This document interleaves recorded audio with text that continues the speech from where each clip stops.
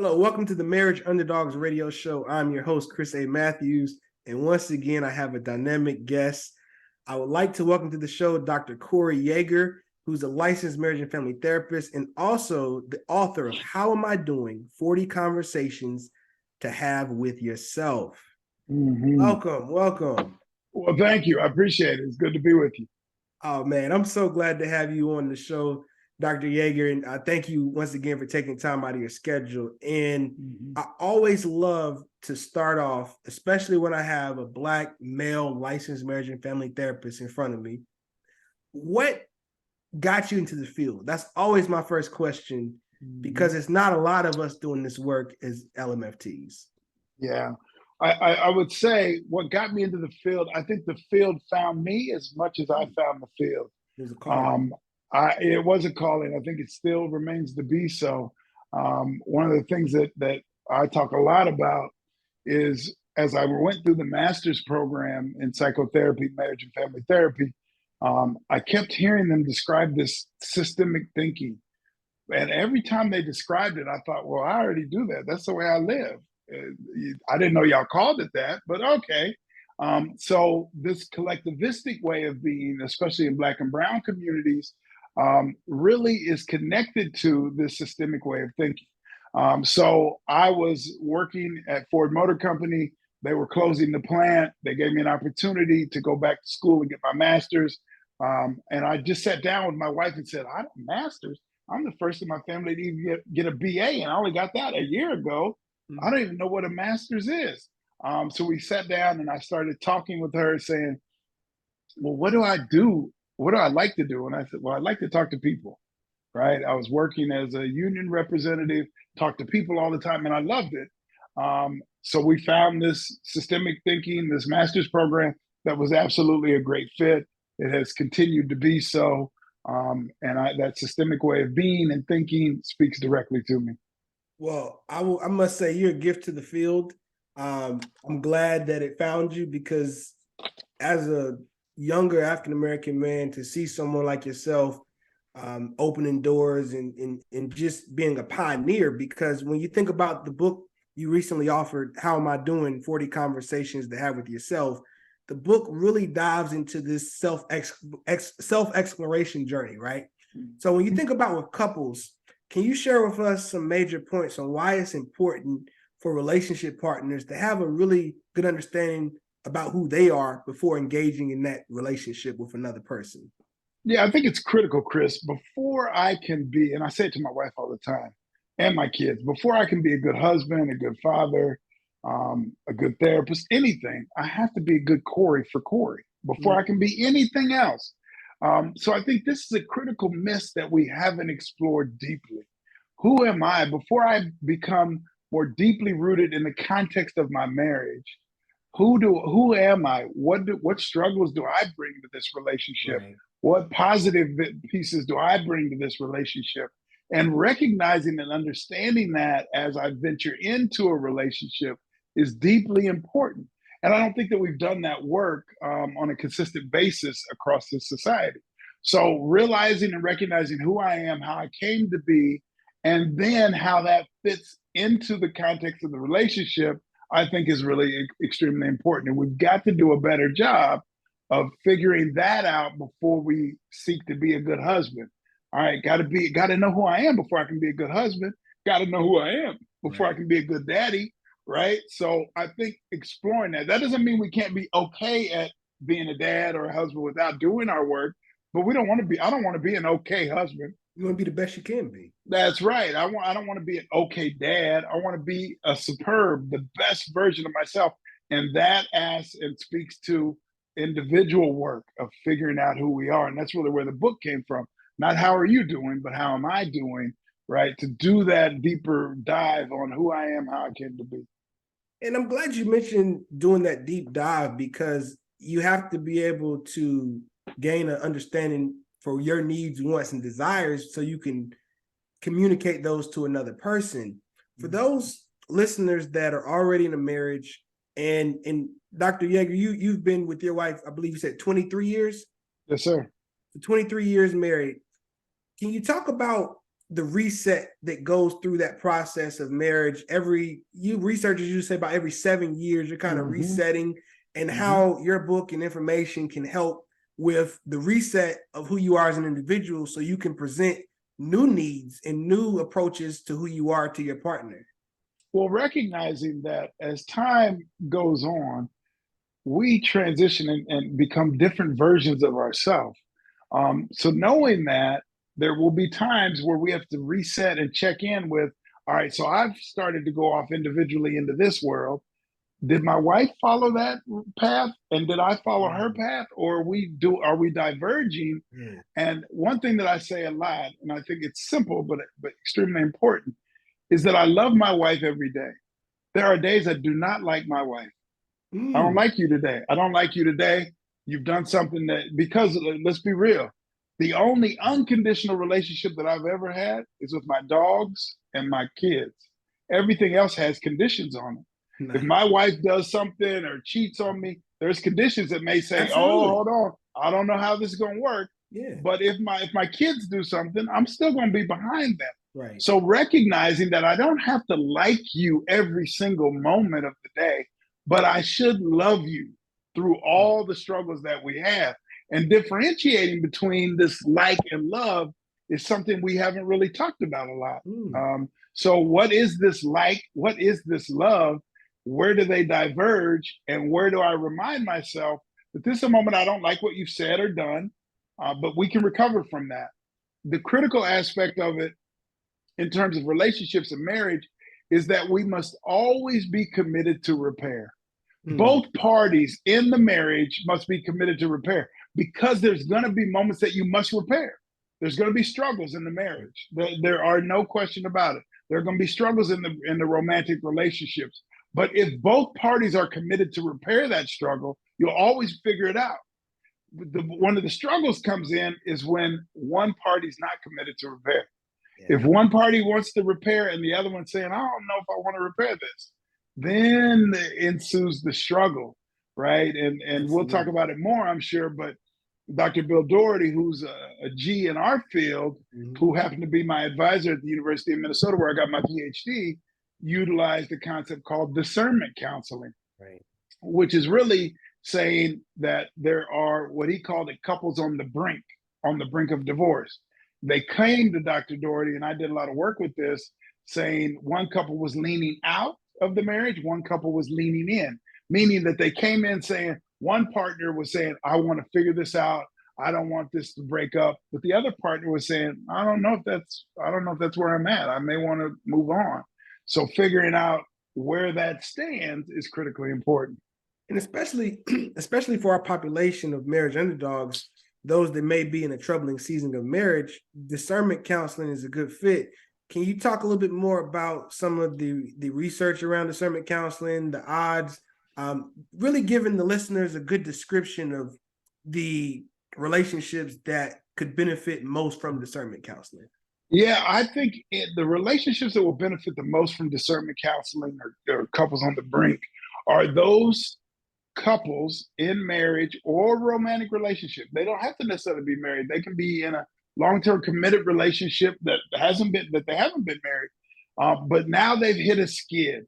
They've hit a point in their relationship where things aren't going great. It could be infidelity, it could be financial infidelity, it could be all kinds of things. And then what we have is that leaning in and leaning out couple. So the research tells us that a vast majority of those that start to consider divorce, they're usually not both considering divorce at the same level. One in, one out. One of them's in and one of them's out. So that you have one of the couples that's saying, I think we should get a divorce. And then that other couple is saying, that other part of the couple saying, I don't want to get a divorce. I want to figure it out with you. So now you have a juxtaposition of they're not on the same page. Well, discernment counseling is really saying, we're going to take 4 sessions, never more than 4. So it's short-term, limited sessions. You're not just going to keep coming and going, that you dedicate from the beginning to say, we're going to take these 4 to figure out where y'all are. And in those 4 sessions, figuring out, all right, early on, who's leaning in, who's leaning out. And then what we do, it's a hybrid version of therapy in discernment counseling. So that means You both do an hour of individual. Each session is an hour and a half. An hour, no, 30 minutes of individual each with the therapist, and then an hour of coming together. And that will allow the therapist to say, all right, I've talked to this side and that side, got a good sense. Now let's bring y'all together and talk about these issues. And having an unbiased, I think this is the critical aspect of therapy, having an unbiased third party relegate the conversation. Absolutely.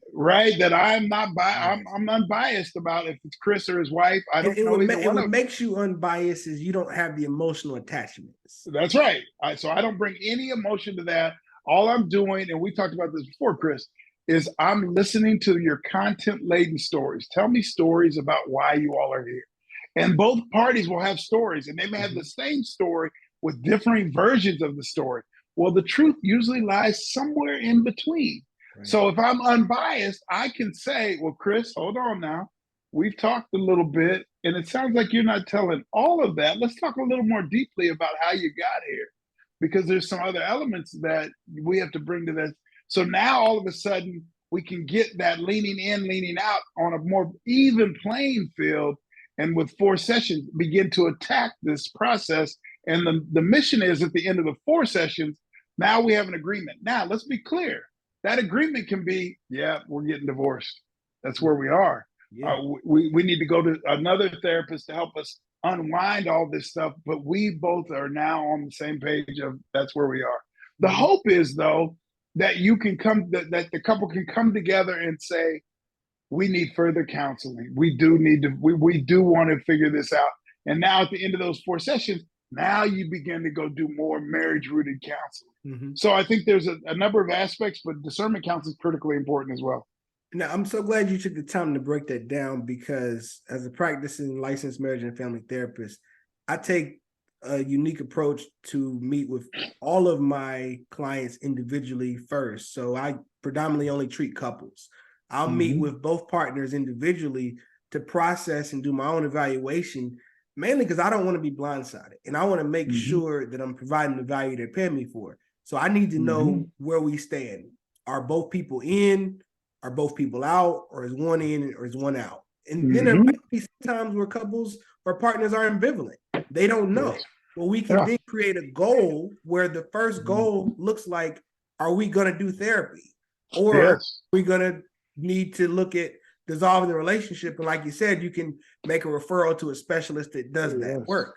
And it sounds like you're doing discernment counseling all day.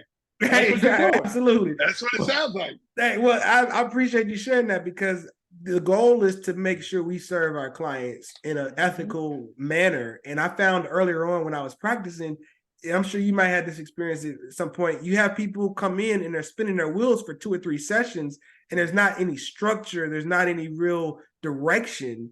And, you know, as a clinician, I want you to speak on this. We like to enjoy the work too, right? There's certain sessions we enjoy more than others. Can you talk about situations you might have been in as you've progressed throughout your career? Really kind of define your avatar, your target population. Yeah, for me, I run the gamut of working with couples and families, but the work that I love the most is with Black and brown folks. So that could be a teenager with parents that is struggling. That could be couples that are struggling. But to be able to sit with folks for my community that oftentimes don't engage therapeutic adventures at a high rate. We know the research tells us that Black and brown communities don't engage therapy at a high rate. Well, my doctoral work at the University of Minnesota was around engaging couples and finding ways in which to confide with others outside of the relationship that may be able to be supportive. So I started to work with barbers and beauticians, where folks of color usually go and get things off their chest and do an intervention and train those nodals, we call them nodals, people that go to in the community to say, hey, so I'm not trying to train you to be a therapist, but I do want to train. That's right. I do want to train you to recognize certain things. Maybe you want to counter some conversations this way or that way, and then have a list of resources that you can draw upon that you have somebody that's sitting in your chair that may be struggling with something. You can say, hey, have you ever talked to Dr. Yeager? He's a local. You may want to talk to him. This may be somebody that could be helpful. So now all of a sudden, instead of, they become the first line of defense that may push us into a space of getting resources to be more supportive for our romantic relationships, long-term committed relationships or marriages. Man, I'm so glad that you shared that work, because that concept aligns so well with the systemic based thinking that we're trained and taught in school. And it also empowers the community, and it's a collaborative effort. And I think about being a Black man in our African culture is very tribal. And I feel like the work you're doing is connecting the community back to the roots, so we can all each one teach one. That's right. I want to go back to something you said earlier. You were talking about every relationship outside of maybe a parent-child relationship or animal owner relationship, it requires some condition, right? And I want you to talk more about how you can see conditions in marriage as the appropriate boundaries. And I ask this question because there'll be couples that I treat, I'm sure you've experienced this as well, but one partner will ask, when is enough enough? So when should divorce or dissolving the relationship be put on the table? And I know all therapists have different opinions. Some say never, some give factors. I want to get your thoughts on that. Yeah, so we have to realize that the couple, and we talked about this briefly before, that the couple is the only version of normal that you ever need to be concerned about. We can't be worried about what's normal in my relationship compared to someone else's relationship. So Chris and his wife have a norm. You and your wife have a norm that you've established over the 18 years that you've been together. That becomes your norm. If I then, with my wife, Carrie, begin to compare to Chris and his wife's normal, I'll oftentimes may fall short. We may fall short because we're comparing. There is no normal outside of the relationship. So recognizing that when my wife and I have struggles, that may not be a struggle for Chris and his wife. So how can I compare? There really is no way. So setting up boundaries and conditions in which we both understand this is the boundary that we have within our relationship, not what someone else says the boundary should be. I think the other thing is that setting up boundaries is relatively easy. All right, we're not going to do this, we're not going to do that. That's not the hard part. The hard part is enforcing the boundary. When something comes up, how do we enforce the boundary that we've already agreed upon? Right? We're not going to have infidelity outside of our relationship. We both agree. So it's not the setup, it's the enforcement. It's the enforcement. Yes, right? Because it's easy to set up boundaries. Okay, we're not going to do this, we're going to do that. Okay, that's cool. But what happens when you cross it? Yeah, now all of a sudden that boundary has been pushed. And how do we respond? Do we let it go? Because if you let it go, if we say, there will be no infidelity in this relationship, that's the boundary. But then I come home at 3 a.m. smelling like another woman. Now, all of a sudden, I've broken that boundary. Now, does my wife say, hey, we're not doing that, we're going to have to figure it out? Or does she say, I'm going to let that go because it doesn't happen off? Because then what you've done, Dr. Phil says this all the time, that we teach people how to treat us. Right? If you start, I say this all the time, how you begin a relationship will find its way throughout the relationship. So if I met my wife and I paid for the first meal, the first 30 meals, we went out, I paid for everything. And then on the 31st date that we get on, I say, well, I ain't paying. I pay all the time. I ain't paying. Well, I've already set it up that I pay every time. Right. Now she's saying, well, what's wrong with him? Why is he doing this now? Because I've set it up in that way. So recognizing early on in the relationship, what are those boundaries? How will we move? And then realizing when we change from that there's going to be pushback. Absolutely. People aren't going to like that. I think that's a critical way or a thing that we need to look at. Well, you just put on a masterclass when it comes to boundaries, because the biggest piece that you talked about was the enforcement. And I just want to thank you because that perspective is so helpful for all of the listeners, because the setting up part isn't the hard part. It's the enforcement. And a lot of times people may not know what to do when they're charged in the position to have to enforce a boundary. Yeah, because you have emotions involved. Now, I want to change gears and add something somewhat in alignment to that topic. You do a lot of work with professional athletes. I know you were the main therapist for the entire Detroit Pistons organization. And when you look at that population, high earners, a lot of travel, a lot of money, right? And a little bit of work that I've done with athletes, a lot of the couples came in with infidelity. So when you see that take place in that population, what is it about? Is it the person? Is it the relationship? So I guess I'm trying to ask you to give more insight on why do you find that certain men cheat? And that's a common question I get from a lot of female partners that I may counsel in heterosexual relationships. They'll jump in the session. First question, Chris, why do men cheat? Or why did he cheat on me? And I know earlier you talked about all marriages being different, but if you could give some context to what you've experienced on why men cheat, that would be helpful. Yeah. I mean, that's to some degree a loaded question. I think that the emotional baggage that men bring into relationships is oftentimes not discussed. Men haven't talked about the emotional baggage they have. They may know a little bit about their emotional baggage, but they've been taught to just disregard it, suppress it, push it down and away. Right. And what we know about that emotional baggage is it doesn't just go away because you get married. Oh, I got married and it's just going to all go away. It doesn't work that way. Right. The marriage doesn't wash away the sins like the baptism. It does not. It actually can expose that emotional baggage more often than not. So then all of a sudden now we have a couple that's struggling because the man has emotional baggage and they're seeking to satisfy that emotional baggage. And that may look like infidelity. Right. So that may not just be the struggle. It's a symptom of. It's not necessarily that they are just, hey, I want to find all the women that I can.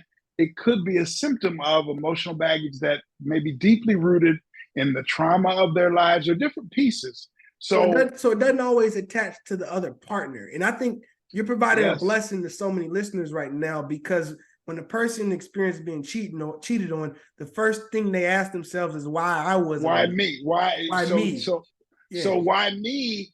We want to really look at the idea of, so if a man has cheated on his wife, the wife oftentimes will think, I'm just not satisfied him, or I did something wrong.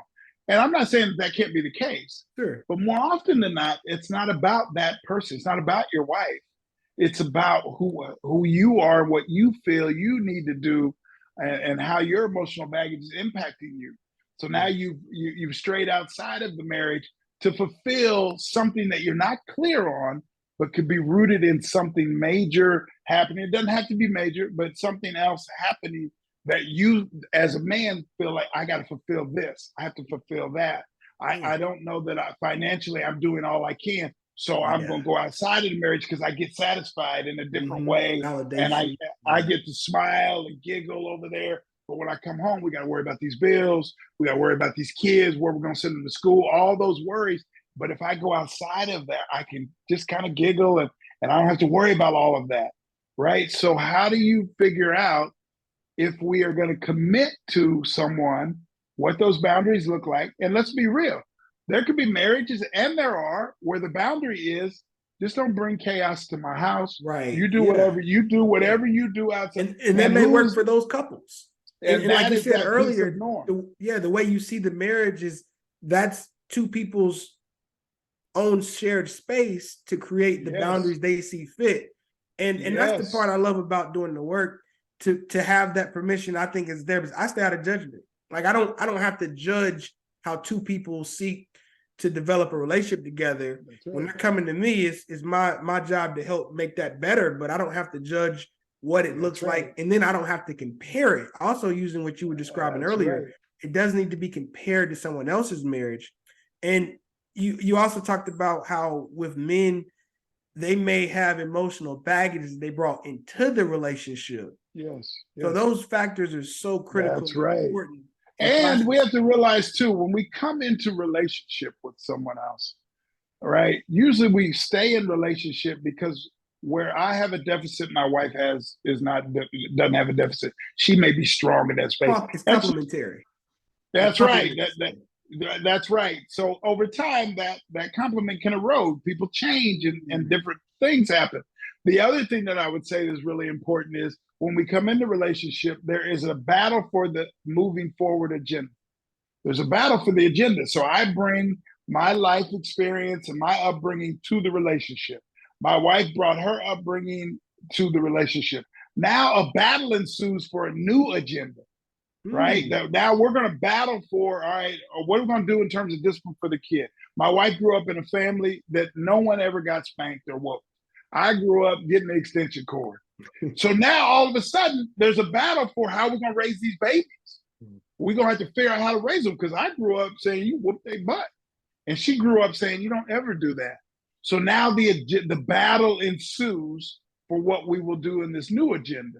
And we have to be okay as individuals that I may not do what mom and dad did. Even it might have worked, but that doesn't work for my wife and I. Being okay with pushing back on the value system that I had, that I thought was really important, and obviously worked well enough for me because I did okay. Yeah. So that battle for agenda is critically important, and realizing and recognizing early in the relationship that the battle is ensuing. It's happening every day, right? So being clear on that. And I love that you use the word battle for, that position, because in therapy, when clients come in, we're often seeking to win the battle for structure while losing the battle for initiative. We seek that our clients win that battle for initiative. And, I want you to share real quick, what are some tips for partners who are considering entering therapy? Because you talked earlier about how Black and brown communities typically don't tend to seek out counseling. I know it's beginning to change a little bit, but what are some things we can help provide to the listeners that may be considering counseling, but they didn't grow up in a family or household that normalized therapy?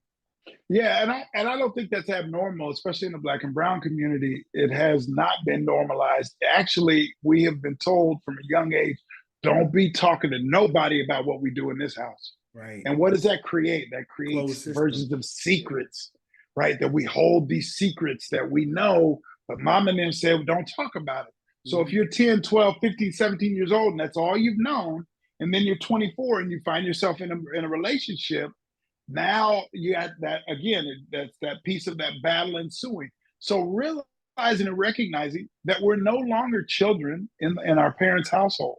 We've now moved into relationships, and we get say on how those relationships are developed and formed.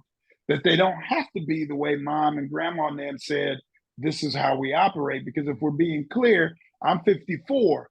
If I go back I was born in 1969, what was going on in the world was quite different, especially for folks that look like us.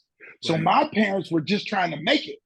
Hey, that frame of reference to that lean. That's right. I'm beating these kids. We ain't got time for that. I got to go to work, and these white folks ain't right. So now all of that developed in how they would parent us, right? And how that household would move. That's not my experience. That's my people's experience. And I get that, but it's not my experience. Just like my kids, they didn't grow up in poverty the way I did.